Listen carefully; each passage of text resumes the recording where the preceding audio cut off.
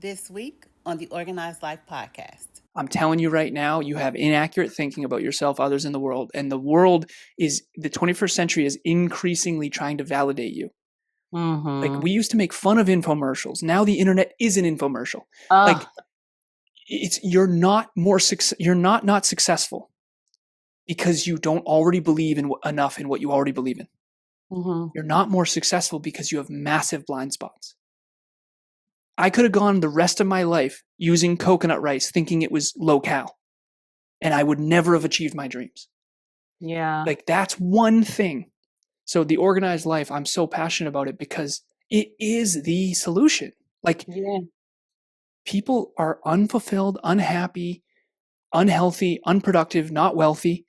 These basic fundamentals. People complain about not having enough money. I kid you not, I had a client who was spending $1,200 a month. Her granddaughters bought it on her phone and she didn't even notice it. I see, look at your face. I'm telling you, we all need to button up. You cannot be successful and be a mess.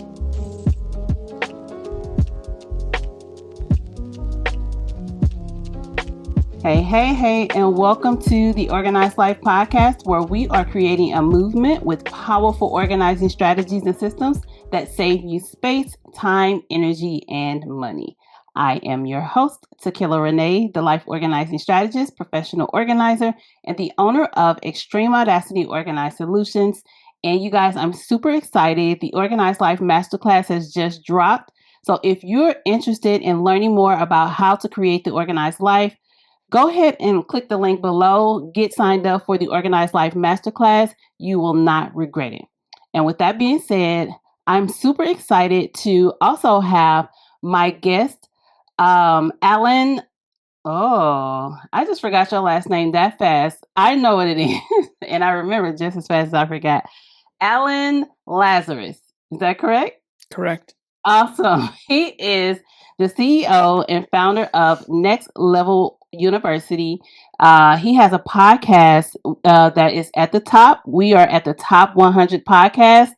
Over 2,300 podcast episodes recorded. He's in 180 countries plus, 1 million listeners plus. Right, he has a 7-figure coaching business, a computer engineer. He is all the things. All right, you guys. So with that being said, welcome, Alan. First of all, thank you for having me. The Organized Life is awesome. Not just your podcast, but the concept is so important to me. A lot of people, as an engineer, maybe they don't like how high my conscientiousness. I love the idea of having an organized life, because the opposite is you're a mess. You feel like you're not making progress. You feel like you're running in 16 different directions. And I feel like a lot of people feel that way because the 21st century is so noisy. So thank you for having me. I'm honored and I'm excited. Yeah, thank you so much for being here. You're getting started right on the right foot. I love it. You know it. So just for all the people that have never heard about you, would you just give us a little bit more about information about you and how you got started in your field of expertise? Mm-hmm. So, tough start. I'm going to try to give you the short version. So I'm 37 now, and I'm going to try to condense 37 years into like a couple minutes here. Okay, gotcha. But just keep in mind, you can't condense 37 years into 3 minutes. But I'm going to try my best. So, tough start. Born and raised in Massachusetts. I was born in 1988. In 1991, tragically, my birth father, John McCorkle, died in a car very suddenly. My mom was 31 at the time. My sister was 5, almost 6 at the time, and I was 2, almost 3. So, tough start. Had a stepfather named Steve Lazaros from age 3 to 14. So from 1992 to the early 2000s. I playfully refer to that part of my life as boats and BS. And the reason why is because my stepfather worked for a company called AGFA. They did hospital computers during the dot-com era. And it was wild economic boom times in the 90s, particularly in the US, but globally. And we definitely enjoyed a lot of that. So we had, BMW, we had boats, ski trips, my Ducati motorcycle, snowmobiles, grew up on a lake. We did well. Yeah. From the outside looking in, things looked great. From the inside out, not so great. My mom and stepdad did not get along. That's a polite way to put it. He leaves my family at 14, takes his entire extended family with him. Took 95% of the income as well. Yeah. So we went from sort of boats and ski trips to now I get free lunch at school because our income is so low. Yeah. Mom trades in her BMW for a little Honda Civic. How do we keep the house in the family? We don't have cable. We're not going to starve, but look into the future. No trust fund, no generational wealth, no dad. We're in some trouble. I went from, I hope I get into college. I had a very specific dream college, WPI, Worcester Polytechnic Institute. My grandfather had gone there during night school. My uncle Merle, on my mom's side, the track and field is still named Norcross Field. He was the track and field coach for 25 years. It's a big, very famous engineering school. It's like a mini MIT in Massachusetts. Gotcha. That was my dream. And I went from I hope I get in to even if I do get in, I can't go because we can't afford it. It was 50 grand a year back then. Wow. So I did the only thing I knew how to do. So 14 was the hardest year of my life. Didn't know that at the time. Stepfather left, took his entire extended family with him. Never seen or spoken to a single one since. Talked to him a little bit on Facebook Messenger in my 20s and then 30s, but never seen the man. Same year, my mom gets in a fight with my Aunt Sandy. We get ostracized from her side of the family. And we don't associate much with the McCorkles because we're trying to be the Lazaroses. So by the time I was 14 years old, I kind of sort of lost 3 families. So normal was never going to be normal for me. Yeah. And what I realize in hindsight, at the time I didn't know this, I had 2 trauma responses to this. One was become a chameleon. There's fight, flight, freeze, and fawn. Fawn is appease. So socially, I was don't lose any more friends and family, don't lose any more friends and family, don't lose any more friends and family. I became this sort of chameleon, be what others needed, fit in, don't lose any more friends and family. But behind the scenes, when no one was around, it was aim higher, work harder, get smarter. I had tenacity and drive like you wouldn't believe. So I got straight A's through all of high school. I got into college. I got all the scholarships and financial aid that I could. I got the President's Award signed by George W. Bush behind me. And I got to go to WPI. Computer engineering, graduate high distinction, master's in business, off to the races, corporate, tech company. And I became a global 1% earner, not US, but global 1% earner in my early 20s, paid off 84 grand worth of college debt in a single year. Had $150,000 in a Vanguard account in my early 20s, just tech companies that I bought stock in, index funds. And I had what I thought I needed and I thought was success. And also, my rent was $500 a month. I lived with my girlfriend Courtney at the time. I bought a $5,000 2004 Volkswagen Passat. I didn't need much because after my stepdad left, we didn't have much. So I learned how to need very little. Not to mention, I refused to buy depreciating assets. Right. So anyways, that's when I got in my car accident. So I was 26 at the time. This is back in 2015, 11 years ago. And head-on collision, my fault. I hit a lift-kitted pickup truck that went up and over my car. And fortunately, I used to call this Volkswagen the Tank because it was a German-engineered steel trap of a car, safest freaking car ever. Totally saved my life. And the lift-kitted pickup truck was fine too. Both cars totaled, no one killed, fortunately, because it would have been my fault. So this is the second chance my dad never got. Oh, wow. Because he died in a car at 28. I'm 26 at the time. And for me, this was like the mortality moment. This is my chance to turn it all around. And a lot of people now, they're like, what do you mean? You were so successful. You were like, I wasn't a bad guy. Yeah, I was successful. But here's the kicker. I was successful amongst my peers. Fair. But my truth is I wasn't even scratching a lick of my true potential. Yeah. Because the part I haven't told you about the story yet is school came really naturally to me. A lot of things came really naturally to me. And they still do, to be honest. So for me, I don't really care how successful I am in anyone else's eyes. I care how successful I am in my eyes. And really, when I say success, what I mean is how much did I reach my full potential? and aim at the highest good I can conceptualize and believe in, and how much of an impact, a positive impact, am I having in the world? So that was 11 years ago. I have since dialed up my personal development, personal growth, and self-improvement to 11 out of 10. I haven't taken a full day off in 11 years. And sometimes it's an hour a day, sometimes it's 18 hours a day. Usually it's around 10. But I'm maxing out every day. And I'm not trying to burn out. I'm trying to play the long game. And it's unbelievable what you can achieve when you actually get organized, to the point of your podcast, and actually dial in your metrics and habits and skills and identity. And when you work on yourself, it is unbelievable how much you can achieve, and more importantly, how fulfilled you can be. Oh, that's such a great story. It's a great segue into my first question. So only 4% of people have written goals. So what does that mean for the other 96% of folks that are trying to build success and maybe even the organized life? So this is a tough one for me. I appreciate you asking. I remember it was January of 2024. We do a monthly meetup. It used to be called the live podcast. Then it was a meetup. Now it's called masterclasses. But anyways, we're doing them free for the last 6 years, and every single month. And we did one on how to set clear goals for 2024. This was in January 1st, New Year's resolutions type of thing. And when I did research for this training, this masterclass, this meetup, I researched that stat. And I realized that only 4% of people have clear written goals. For me, that's absolute blasphemy. I can't even, I had clear written goals with a number attached since I was a little kid. Yeah. I remember being on Bungie.net. I was a Halo 2 gamer, and I would track my rankings. So, but I didn't realize how rare that was. Like, I know my class rank. I know my GPA. I know I've always been numbers based. So what does that mean for other people? If you are out there and that isn't your truth,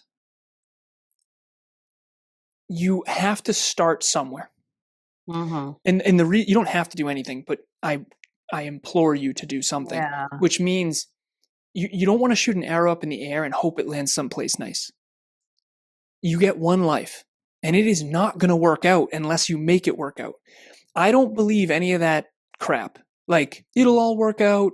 No, it won't. Not in where I grew up. Where I grew up, it doesn't work out. Right. I playfully refer to where I grew up as the Boulevard of Broken Dreams. And I saw as a kid a lot of really unhealthy, really unhappy people. Deeply unfulfilled, no calling, no mission, no purpose, and just really not they're not having growth-oriented, contributing lives of, making an impact. Absolutely not.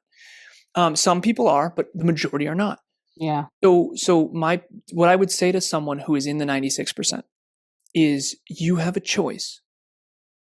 You have a choice. You don't have to do that anymore. You can start small. If you only believe in yourself at level 1, set a level 1 goal. Yeah. And then dial in a level 1 system, execute against it, and then you'll build level 2 belief, and then set a level 2 goal, dial in a level 2 system, execute again, right? And I've seen this happen. I've coached some people for years. My longest client, I think, is 8 years now. I've seen her transform herself and her life beyond. I mean, now she's a global top 3% earner. She didn't believe in herself at all. She's doing well over 6 figures now. And I just have seen it. I've seen what can happen when you set clear written goals that you commit to in advance, and then figure out along the way how to organize your existence around that. Yeah. Yeah, that's good. So you've coached thousands of sessions across mindset, performance, and business, right? What patterns do you consistently see in people who struggle to create success in the organized life? The first one is your syntax is off. And what I mean by that, this is a pattern that I recognized probably in my early 30s. And again, my magic number, I call it 6,975 hours of coaching. 6,975 coaching sessions. I track this every day. I call it my magic number. And the reason why is because coaching is my favorite thing in the world. Anyways, all people, all different backgrounds, all different countries. The pattern that I saw is we all live in 2 worlds. We live in the social world and the real world. And one of them I can't stand. I'm joking. One of them's hard for me because I'm an engineer. So in the real world, I actually really am deeply fulfilled and I love my life. And the social world never made any sense to me. It's like you're not allowed to. Okay, so I'll give this playful example. In high school, a girl would say, "How do I look in this?" You say, "You know, do I look fat in this?" You say, "Yes," at level 6 out of 10. You know, that doesn't work. And as an engineer, it's like, but it's true, right? Yeah. Doesn't matter. In the social world, you're not allowed to go anywhere near any of that. Nuh-uh. But in real life, you better go near that so that you can improve. Right. Right? Exactly. So the social world is your reputation. The real world is your bank account. The social world is your Instagram account. The real world is how you feel about yourself when you're by yourself.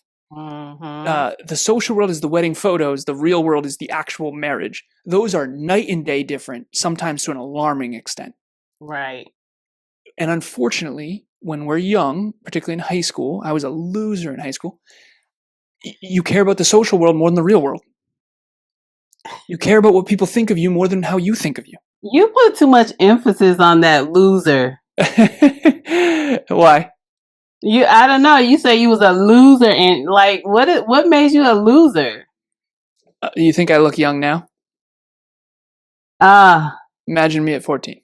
When everyone else became men and I was still a little boy. Okay. So in the eyes of your peers, you were a loser, but you were not behaving as a loser. No.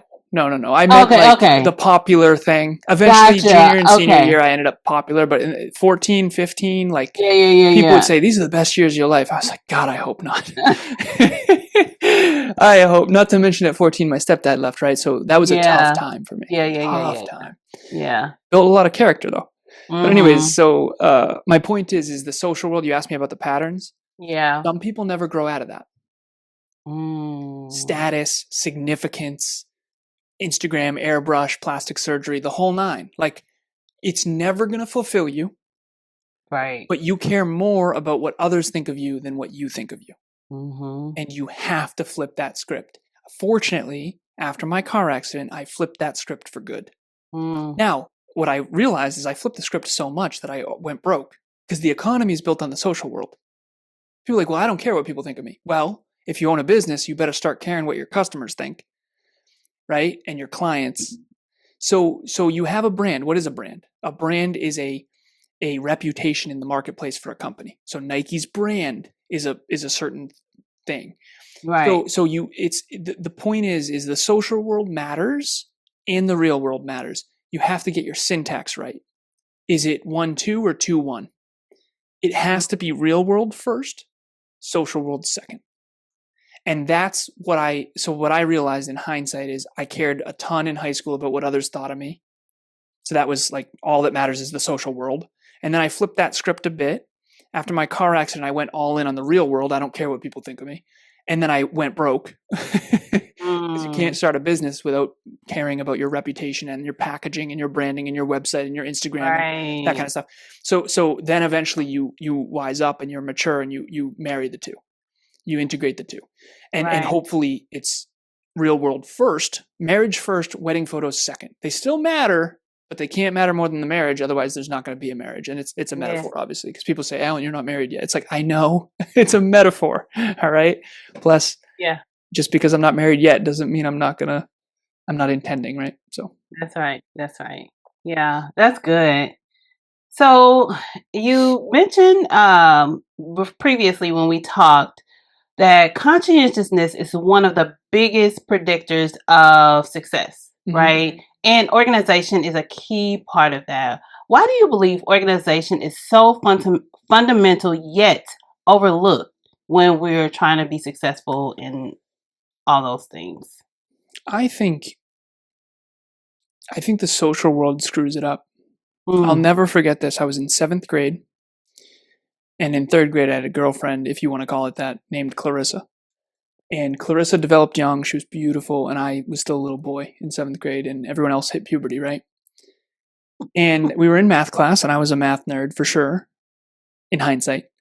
And I brought in a binder that said, this binder consists of notes, and like I printed it out and I put it, and she like laughed at me in front of the whole class, basically like, who has a binder with, picking on the nerd, right? Yeah. And Mr. Balloonus said, actually called her out. I appreciated this very much. And he said, he's organized. He's going to be very successful. You shouldn't pick on him. He's going to be the one who's more successful than you.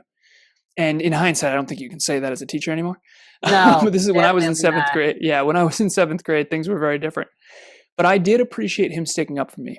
Yeah. My point, though, is that it really comes down to the social world thing again. Like, being super organized isn't cool. Emilia and I, my partner, future wife, we are like dialed in. We use a calendar every week. Yeah. We're like, you're not going to imagine going into my car. Is it going to be messy or clean? Right? I do this with clients, right? I have them share screen. Like, show me your desktop. How many icons do you have? How many tabs are open? How many bookmarks? Like, I'm pretty intense with this stuff. How many emails are in your inbox right now? Listen, if you can't get your S together, I'm not hiring you to run my company.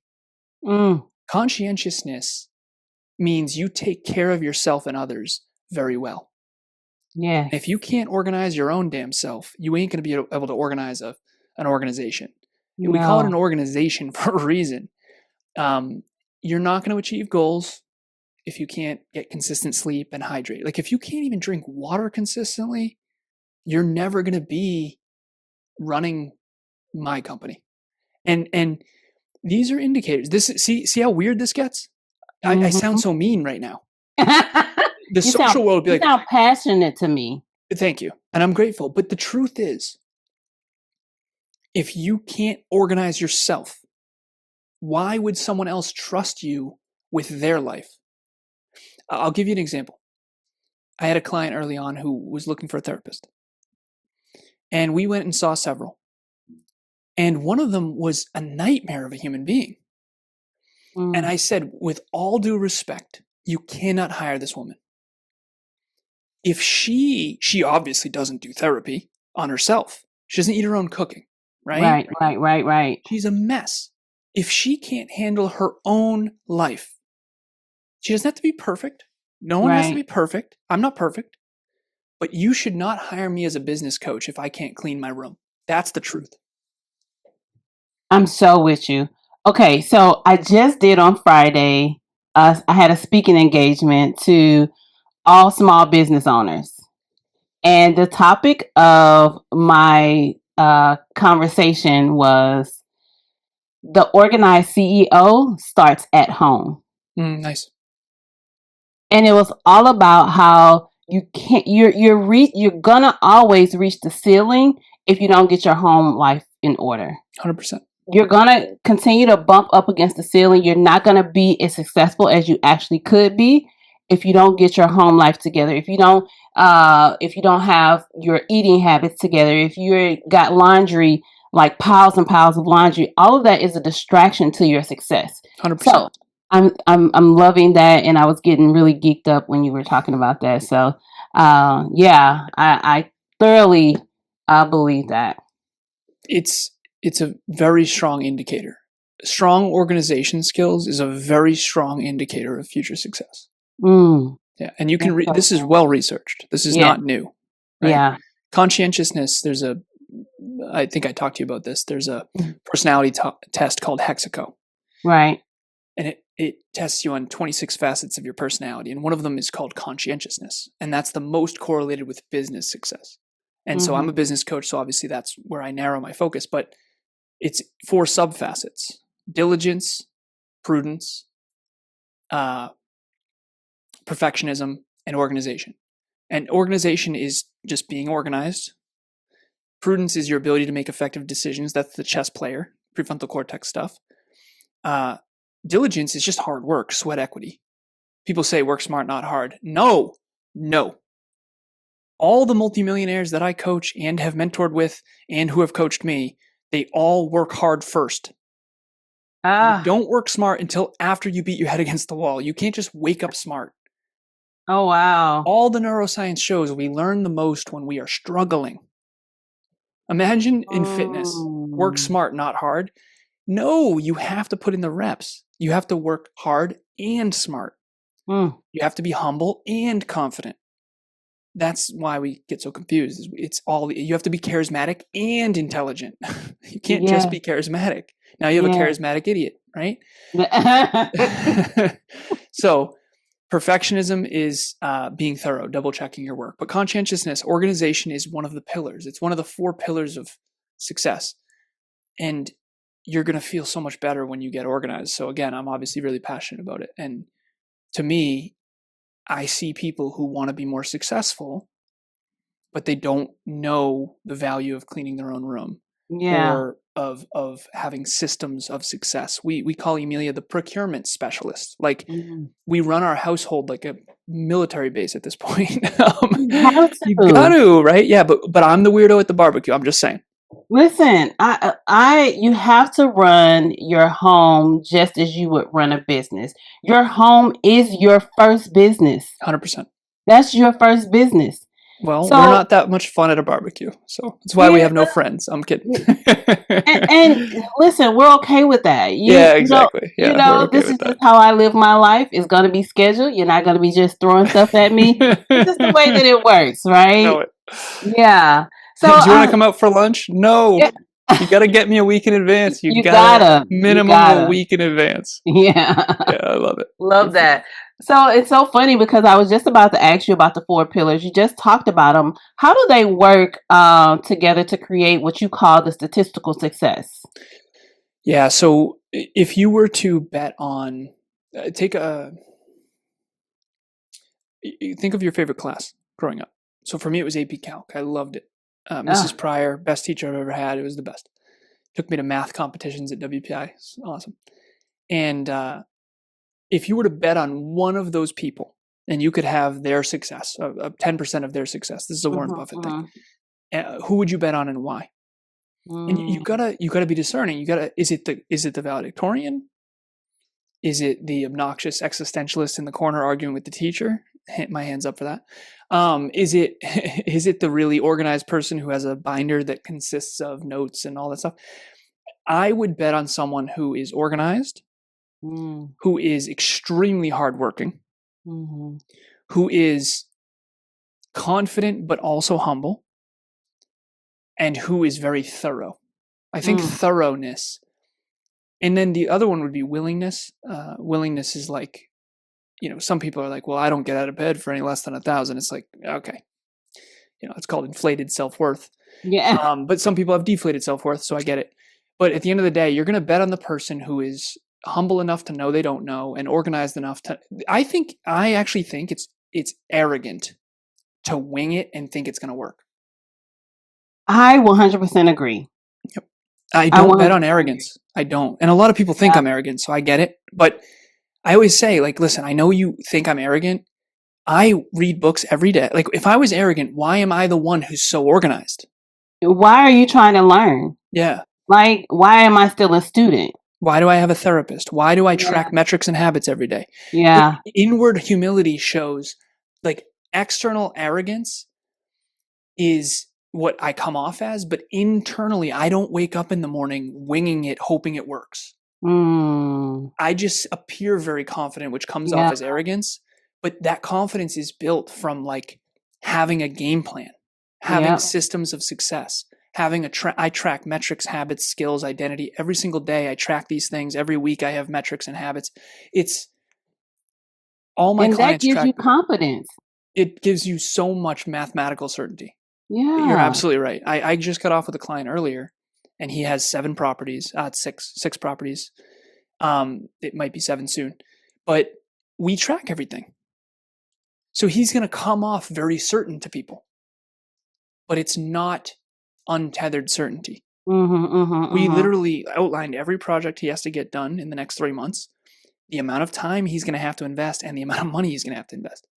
And so when he comes off super certain, people see that as hubris, when in reality, it might be mathematical certainty built from the inside out.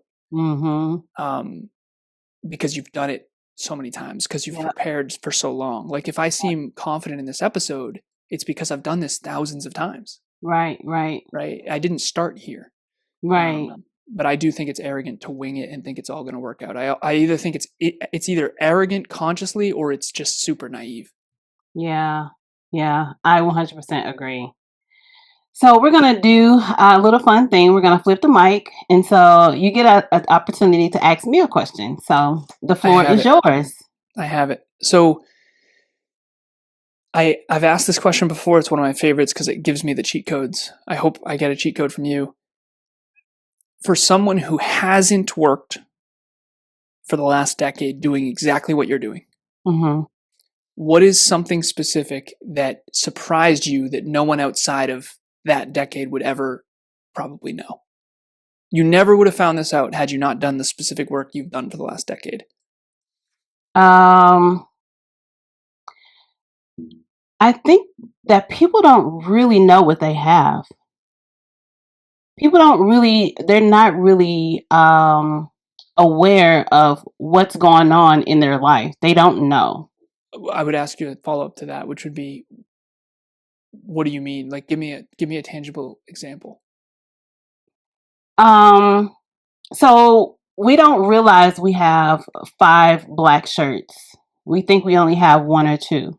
Nice. Right? Or we don't realize we have 20 pairs of jeans. We don't realize we have 4 pairs of boots, right? And 5 of them are brown because they're just all over the place. So what happens is we put it all together when we're getting decluttered and getting organized. Nice. I work with one specific category at a time. We don't do like your whole closet. We'll work with just the shirts. We'll work with just the pants so that you can become more aware of what you actually have, so that you can make a more informed decision based on what you actually have. And if you have clothes in other rooms, we actually bring those clothes together. If you have food, like I have people that kind of hoard food and they'll keep it in other areas of the house. Well, we're going to bring all of that food together. We're going to check expiration dates. Yeah. And then we're going to see what food that you actually want to keep. And then we'll get rid of the rest. So people keep stuff in different areas, especially if they have a lot of clothes. They'll keep it in this closet, that closet. But we have to bring it all together so that you can make an informed decision in order to have a successful purging session and ultimately really get organized. Nice. Everything accumulates. I literally count the number of shirts. So this shirt I have on right now, I have 5 of them. Yeah. They're all different colors. And I have another long sleeve for the winter, 6 of them, all different colors. I wear the same thing every single day. And I have winter versus spring. But the numbers for me, and this is something that I didn't expect to say, numbers help you organize. Like, I have 1 car. Emilia and I share a car by design, on purpose. Do you know how much cheaper that is? Half. Cut your car payment in half. Cut the gas in half. We have an electric, so cut the electric in half. Cut the insurance in half. It's unfreaking believable. Yeah. And like, a lot of guys are like, oh, you don't have your own car. I don't care. We work from home. Right. It's the best. Those little cheat codes are life-changing. Part of getting organized is, why are you both paying for Netflix? Get the family plan. Why are you both paying for Spotify? Get the right. I'm with you 100%. When you start counting things, you go, I can't believe that. I'll give you one example. This blew my mind. Her and I love coconut rice. Love it. Okay. Love it. We've been having 2 cups dry, 4 cups of coconut rice per night. Dumbest thing ever. We're both in a 10-pound and 10-week challenge, so we're losing 10 pounds each. February 1st start date, April 11th end date, 70 days, pound a week, done. We do it in our companies. Do it every year. Do you know how much 2 cups of coconut milk has? No. Calories? 800 calories. We were getting these cans of coconut milk, putting it in as half water, half coconut milk. No problem. It was delicious. Oh, it was so good. Little bit of salt, the best rice you've ever had in your life. 41 grams of fat per serving. 82 grams of fat in our coconut rice. Her and I, we weigh ourselves. We do weigh-ins and all that stuff. It's like, I've run a mile a day every day for like 20 days. Something is wrong. We found out. Numbers. I never thought in a million years. I thought it was like almond milk. Almond milk, I used to be a fitness model, fitness competitor, fitness coach. I was like, it's just like almond milk. No big deal. In my head. Yeah. When you track it, it's like, are you kidding me? 800 calories? This is insanity. So it turns out I don't like coconut rice as much as I thought. But numbers is how you make decisions. So listen, you talked about how you do the same thing all the time. Here's the kicker. Most people do the same thing all the time, but just most people are not doing the same thing in a productive manner all the time. We have these same habits. You know, we get up usually about the same time. We usually eat very similar things, even if it's just takeout. Mm-hmm. Like we're doing the same things over and over again, but most of us are not doing things that are productive, right? Does that make sense? Yeah, of course. This is we do similar work. Like business owners come to me and they want to grow their business. You know why you're not growing your business? You need to get your ass together. Yeah. With all the love. I have a client who did 9 million last year. Brother, I need you in front of a spreadsheet once a day. He's like, my CFO does that. No, you're the CEO of the company. You need to know your numbers.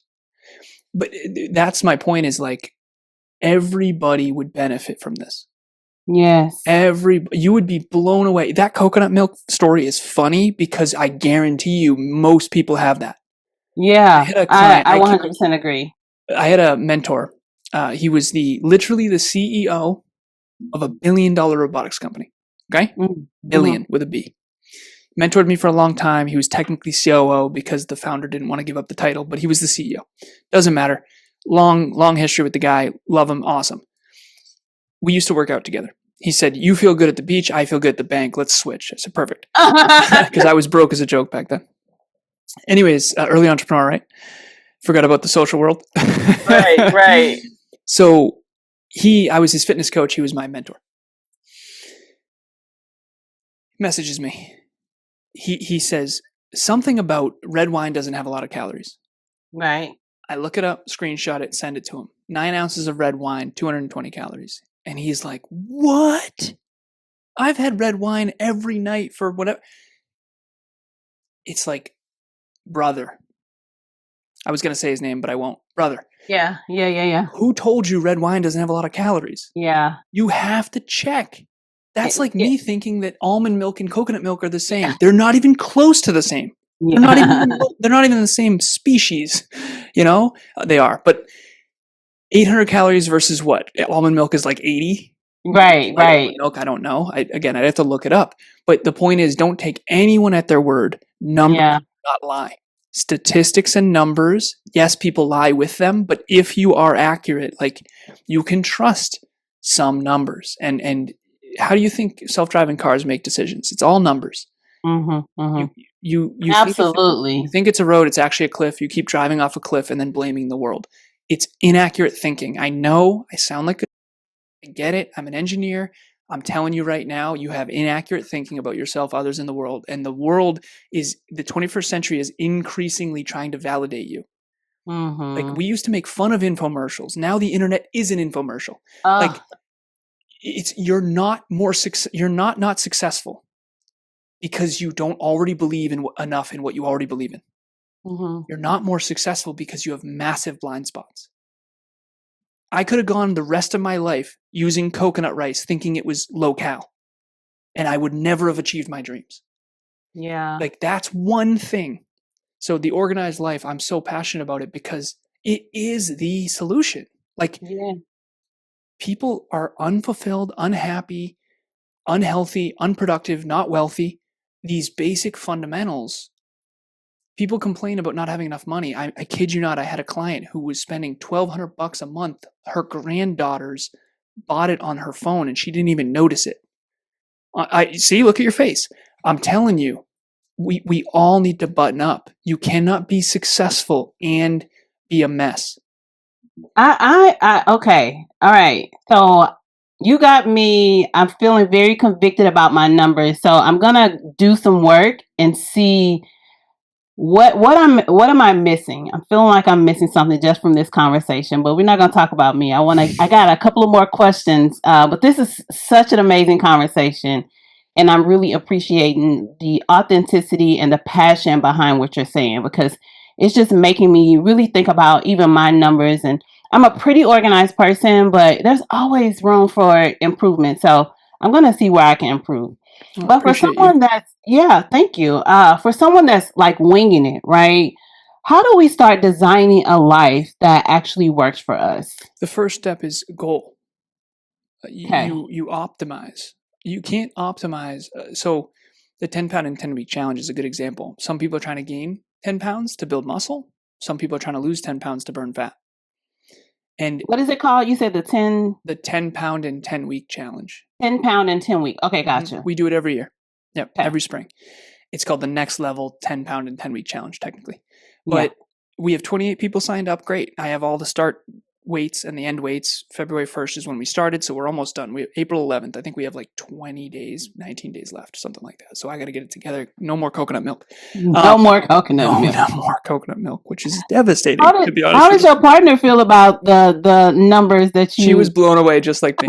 We both didn't know. She's like, I think my brain deleted that because I didn't want to know because it was so good. That's when you know it's too good to be true. Like, it was so delicious. We should have known. But anyways, that's right. 41 grams of fat per serving. What are we doing here? But where do they start? The point I'm making with that is a goal. You cannot optimize without a goal, even if it's unconscious and subconscious. So some people's goal is to build muscle, gain 10 pounds. What is constructive? So eating more is constructive for that goal if you're trying to gain 10 pounds. So coconut milk, when I turn into a bulk and I try to build muscle, when I go into a muscle building phase, coconut milk, baby, let's go. Absolutely, bring it on. That's right. See, there is nothing that is, everything is constructive or destructive depending on the goal. So if my goal is to lose 10 pounds in 10 weeks, coconut milk is destructive.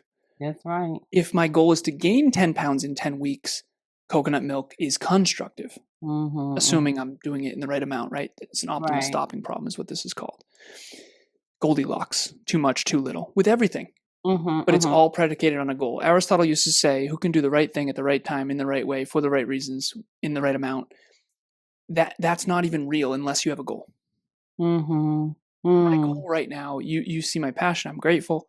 My goal is to add value to your listeners. Right. Why the first question I asked you was, tell me about your listener.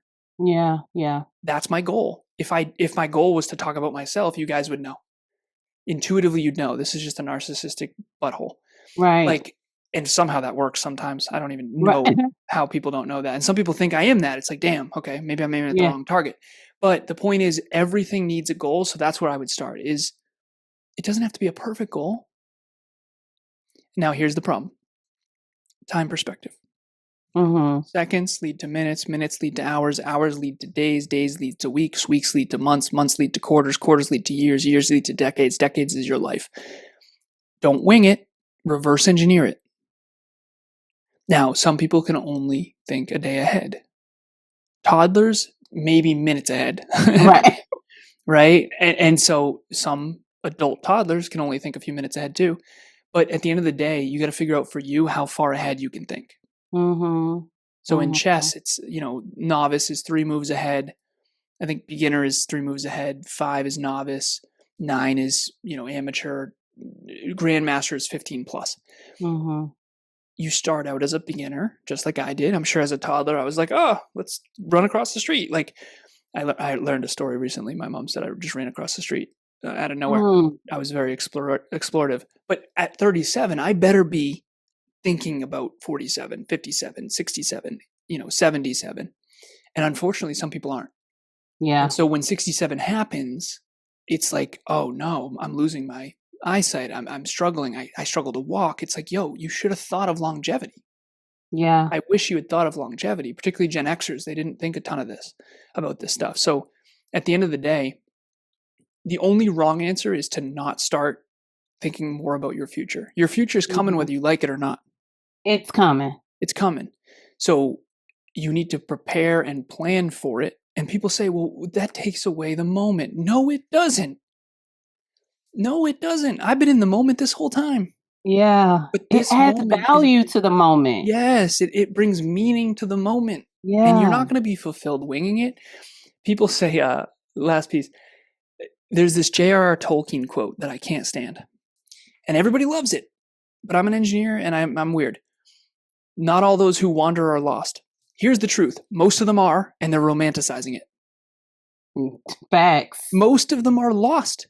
And they are so lost that they are trying to make it okay that they're lost. Yeah. If you're lost, just admit it. Yeah. That's okay. That's the first step. Get a coach. It's the first step. Get an online course. I've spent thousands of dollars on online courses. Yeah. Productivity, time management. I bought a $1,500 business course 3 weeks ago. It wasn't great, but it was better than nothing. Yeah. And so invest in this stuff. And even what you do, like I respect it so much. I know some people don't enough, obviously. Mm-hmm. Like you getting your closet, people are like, well, how elementary is that? No, that is critical. Critical. It's critical. Like if your fridge has old moldy food, if your water's not clean, if your car is a mess, like it's messing with your mind. It's messing with your ability to be successful. I respect what you do a ton. And here's the irony. I don't need it because I already do it. Yeah. You're over here like, I think I need to be more organized. And I'm like, I definitely do. And we're the ones who are the people who are least inclined are the ones who need it most. Yes. Absolutely. Yeah. I'm going to hire an organization coach and I'm already organized. Yeah. It's like, it's such a weird paradox how that works. Yeah. It's so funny because when you were saying, I'll just tell you what I say and you'll know exactly what I'm talking about when I talk to my clients. Your today started yesterday. Your next week started this week. Your next month starts this month. Like, it's the same thing. Like, you got to prepare today for tomorrow. You can't just wake up and willy-nilly it, right? And wing it. You have to know what's on my calendar for tomorrow. Like, do I need to set alarms? I don't think that those little notifications on your calendar are sufficient. They're not sufficient for me. I set alarms for every freaking meeting that I have. And I usually set 2 depending on the meeting because I need, 8 minutes and 4 seconds till my next meeting. You and I you gotta have it, right? You and I are unique individuals. Yes, but okay, I have one more question and then I'll let you go because we both have a lot going on. Just give my listeners 2 or 3 non-negotiable systems that will help them start to put all of this in place today. So one of them would be top 3 goals per quarter. Okay. Top 3 goals per, I always say 1 is too few, 5 is too many. Okay. I like that. Top 3 goals per quarter. They need to be tangible, specific, measurable, that whole thing. Make them tangible. It needs to be obvious when it's done. Okay. Yes. That's a system. Number 2 would be priorities. Top 3 priorities. Now, ideally, your priorities would roll up to your goals. So I'll give you mine. Mine are coaching, training, and podcasting. Top 3 priorities for this quarter. Q1 is over in 8 days. Yep. So coaching, training, and podcasting are my top 3 priorities that roll up to my top 3 goals. So I'll actually show you. So my top 3 priorities are coaching, training, and podcasting. Goal 1 is 30 coaching clients. I'm at 27 now. 130 paying clients at the company. We're at 126 now. And 300 WhatsApp community members. I think we're at 257 now. And again, listen, why do I know those numbers? It's not because I'm special. It's not because I'm unique. It's because I track it. You're focused. Yeah, I track it. I did 41 coaching sessions, trainings, and podcasts last week. It's a tough week. A lot. Yeah. My point, though, is when I'm successful, it's not going to be because I'm special. It's going to be because I dialed in a system that virtually guaranteed success over time, assuming you stick with it and improve along the way. So that's number 1 and 2 is goals and priorities. Number 3 would be most important skill. What's the one thing that changes everything? Skills are different than habits. So I'll give you this. So a goal is something in the future that has a deadline and a tangible target that's measurable. A metric, so 10 pounds in 10 weeks, boom. Okay. The metric is weighing myself. That's the weight. That's a metric. A habit is exercising daily. I'm doing #miles for mindset. I do a mile a day. Boom. Okay. Task. Task is something like buy a new foam roller. Okay. It's a one-off. Project is a series of tasks. So like a project would be redoing our deck, which I can't wait for that. Right. Okay. So my point is, though, a skill is different. Organization, I think, is a skill. It's something you can develop. Yeah. So, and then it's like, okay, zoom into organization. There's sub skills. There's meta skills. Okay, so people ask me, what's your most important skill? Tracking habits. Or what's your most important habit? I say tracking habits. It's like, that's a meta habit.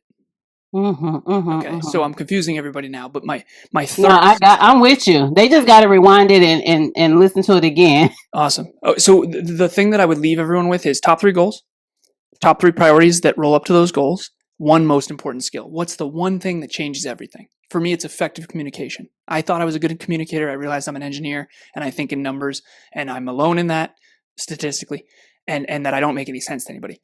That's great. I've worked on it. I've worked on it. Engineers need to work on communication. We don't know how to talk to people. Right? So that, what's the one thing that changes everything? My top 3. So my most important skill is effective communication, storytelling, tonality, enunciation, powerful pauses, historical context.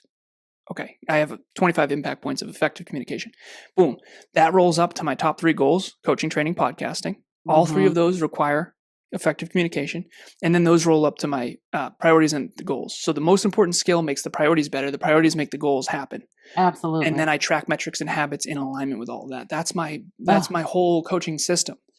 The kicker is, how do you get someone to do it? And how do you get someone to do it consistently? That's the accountability piece. Yeah. So I never let a client leave a session without improving themselves by 1%, improving the system by 1%, and then improving their execution of the system by 1%. So it's 3% every time we meet. Some people are once every 4 weeks. Some people are once every 2 weeks. Some people are once a week. I have a couple crazies who are 2 times a week, 3 times a week, and 4 times a week. And I mean crazies in a good way. Yeah. I gotcha. I call them my Navy SEALs. Yeah. That's awesome. Well, thank you so much for being here. It's been such a pleasure having you. I cannot wait to listen to this again. But for everybody that's listening, please tell them how they can get in touch with you, what you're up to, and like what's coming for the future for Alan. So we have a lot of stuff at nextleveluniverse.com. We have a lot of stuff at Next Level University, the podcast. As you mentioned, I think 2,381 episodes as of today. That episode's dropping tomorrow. How many do you record? How many do you drop a week? 7. Oh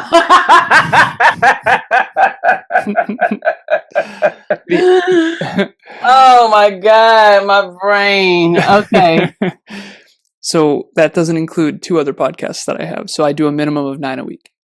But I have an entire production company. We produce 86 podcasts. So it's not just me, right? Yeah. Yeah. If it was just me, I would die for sure. Yeah. I'm just saying. Okay. Yeah. That makes it make a little bit more sense. However, still, you got to record them. Of course. Always. Yeah. We've never missed a day. We've never missed a day. I've interrupted you. But, no, that's okay. I appreciate it. When you say that to other people, they don't think anything of it. When you say it to a podcaster, they're like, "What?" Yeah. So episode a day. This is the tagline: success and personal development in your pocket from anywhere on the planet every single day, completely free. That is Next Level University. Health, wealth, and love. Level up your life. Love, health, and wealth. Yeah, we're 2,381 episodes in. We never miss. It's an average of 20 to 30 minutes a day. And it's 1% improvement in your pocket every day. So next level you, pun intended. Not next level me, not next level Kevin, next level you. Best version of yourself. So thank you so much for having me. I really do appreciate it. I know we both have to go. I have a coaching session in 1 minute and 3 seconds. I appreciate how organized you are, and it was a pleasure, genuinely. Well, thank you so much for being here. I really appreciate you. And remember, for all the Organized Life listeners, whatever you're doing is not saving you space, time, energy, and money. You want to tweak it, revisit it, see what you can do to make it work for you. Do less of what's not working and more of what's working for you. Until next time, ciao.